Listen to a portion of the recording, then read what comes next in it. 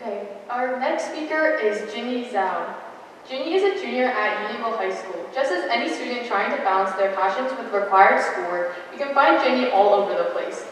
During lunch, she could be anywhere from the choir room to the Science in the Bag club meeting. In school, you can often find her doodling in her math notes or crashing out over the choreography in the school musical. Outside of school hours, she can be spotted at Chester County Youth Orchestra pretending she practiced for music, or at the local hospital playing piano in the lobby. Obviously, for Jinny, music and art are a big part of her life. But with age comes new technology that threatens what she loves, and Jinny hopes to put a spotlight on AI art and its implications before art becomes nothing more than a prompt. This is Art-ificial by Jinny Zhao.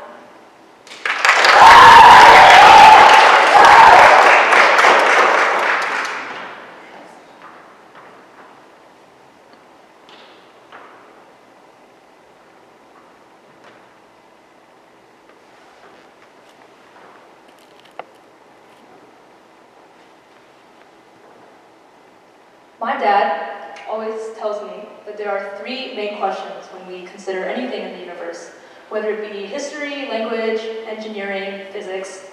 And those three questions are, who are we? How did we get here? And where are we going? Now, I've always been an art kid. And as a student, balancing my own life, like academics, extracurriculars, mental health, I've always found art to be really soothing for me. And it's helped me through a lot of things, and I know a lot of artists that can agree. And so, when this thing called generative AI art, when it came into my life, I was initially very scared, because it seemingly could replace everything I've ever loved, everything I've built myself on, and it really scared me. And so I fell back on these three questions that my dad told me. Who are we? How did we get here? And where are we going? And so, when I examined the who are we question, I asked myself, what is art? In 2019, the World Health Organization, they did research about how art could affect mental health. And what they found was that art is extremely beneficial for mental health because it allowed people to express themselves without having to use words. Because finding words can be hard sometimes, especially for people who are suffering. And so when thinking of what is art, I found myself saying, art is expression and communication. It allows you to express yourself. Anywhere in the world you are, you can use art to express yourself, and people from the other side of the world can understand. And so art to me is also a universal language. But this definition is very abstract, and just like the words in the US Constitution, its definition is malleable and can be bent in different contexts. And so I asked myself, what is context when thinking about art? What is the thing that changes what art means throughout time? And to me, that thing was the artist. Because art is nothing without its artist. And so as the artist changes, so does the art. And so on to the next question. I asked myself, so how did we get here? How did we get from beautiful, colorful paintings in museums to a simple, non-feeling machine where we get a prompt and it just spits out something? How did we get to the in-between? I mean, we've all seen generative AI, right? I mean, from billboards to advertisements. I mean, if you're young, in my generation, you've probably seen it on the internet, like Italian brain rot, if you know what I'm talking about. The Charlie Kirk song, I think we've all heard it. It's everywhere, and it's really scary sometimes. And we don't know how it got there. So that's what I'm trying to look for. And so when I examined the how did we get here question, I want to start at the very beginning. One of the first records we have of art is cave paintings. And in cave paintings, what we see is we see everyday activities like hunting, fruit gathering, we see people doing rituals, and that's all we see on these cave paintings. And then I asked myself, so what is the context here? Who are the artists of this time period? And the artists in the cave painting era, they're the cavemen, they're everyone. Everyone's an artist, because everyone can paint on these walls. And so we see that context reflected into what the art is.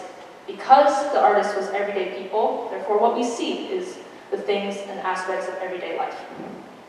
And as we move on throughout history, we get into sedentary societies, agrarian societies, where there's political structures. And the art we see in this period are very reflective of religion most of the time. And we also see a lot of art about like political hierarchies or social hierarchies. And then we ask ourselves, so what's the context? The artists in this period are people who are working for these high-class people. And they're also very religious, and we see that reflection as well. Like for Egyptian paintings, we see a lot about like the sun god or the people with like the cat heads. And Greek art, there's a lot of stuff about Greek mythology. For example, there's a very famous pottery piece with a story from the Odyssey engraved onto it, which is a mythological story from Greek mythology. And so here we also see who the artists were explicitly expressed into their art. And then we go into medieval time period. We know medieval art as the ones with like the creepy babies, ugly people, all that stuff. And then you go and see like religious stuff as well, and you get kind of confused, what's going on here? And so we look at the context again. And the context for this period is the Dark Ages. Medieval art happened in a time where the economy was pretty bad because feudalism was crippling the economy, and so people were looking at religion to try to justify all the terrible things that were happening and giving themselves hope. And so during this time period, artists are poor, they're starving. They want to get money by working for these high-class people or by working for the church. And we see that completely reflected. We see their dark expressions with a lot of religious foundation, and that's what we see. And then if we keep going to the Renaissance, now the Renaissance we know as the revival, that's what Renaissance means. And here we see like a big change from what we saw before. The Renaissance, we see more real things being expressed. We have less of like the religious God pictures, and we see less high-class people. And we see a lot more people like us. Like the Mona Lisa, for example, she's just your average everyday woman. And so, why? What happened? So we look at the context. Who are the artists in this period? And so the Renaissance is when feudalism started shifting towards capitalism. And that allowed a lot of more people to become more rich, for people to have more access to art and stuff. And so artists are able to express this because they're a little more wealthy now. And art trickled down to the lower classes. And that allowed them to express more real things because it was more real people who were the artists. And all throughout history, we see the same pattern. For example, the neoclassical period, we see a rise in religion again because the Catholic Church wanted more people back. And then in the Baroque era, there's lots of war and tragedy being expressed because that's what was happening during the time, like Napoleon and his wars.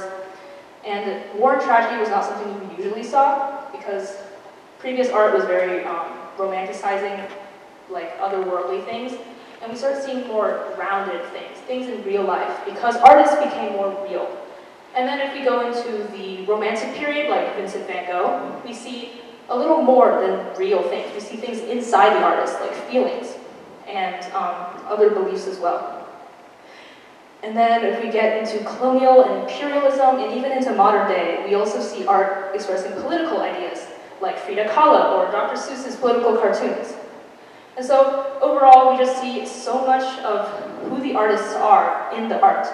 And who the artists are also happen to be expanded. And so from all this history, what we see the most is that art is a form of communication. Art is communicating what these artists want to convey. And throughout history, who the artists are, the context, is expanded. And as we expand the context, the more ideas we see, and the more enriched society is. And accessibility here is a really dangerous word to use because it can provoke some people. So as history moves on, art became more accessible. More people started using it. But it's also the argument that a lot of people who use generative AI use when they try to justify themselves. They're like, oh no, AI makes it a lot more accessible. I don't need a pencil to draw now. And then an artist will respond, you don't need a pencil, you can use a stick in the sand, that's free. And I think a lot of people don't understand what accessibility truly means. Accessibility is more about the material someone uses to express themselves. It's also the time someone has, the effort, the political situation, the economic situation people are in. All of that can affect accessibility. And so when I say that generative AI is going to make communication more accessible, that's what I mean. Communication will become more accessible. And so we get to our last question. Where are we going? Today, we see a bigger context, a bigger group of artists than ever before. We have small artists on Instagram, like myself. We also see YouTube, you can go anywhere on any artist's profile, click on their profile and look at their art. Or we can go on any free platform and read Wattpads or Webtoons. I think we've all done that before. Basically, art has become so much more accessible to the people and accessible to the artists because of the internet and new developments. And so when we look at where are we going with generative AI, for me, generative AI means that we will have new voices, new ideas, and new ways of expression. Because now we can expand the pool of communication past artists. We can go to people who can't or won't learn how to draw. And that may sound really weird to some people because why just learn how to draw? It's not that hard. And once again, that goes back to accessibility. Not everyone is accessible. Not everyone has the accessibility they have. And so I don't think that we should force someone to not express themselves just because they choose to express themselves differently. I mean, let's take math, for example. Math is also a form of expression. My dad does it a lot. He's always telling me, oh, math is so great because it proves the symmetry of the universe. It's the answer to everything. And he's right, it's a form of expression. It's also music, dance, fashion.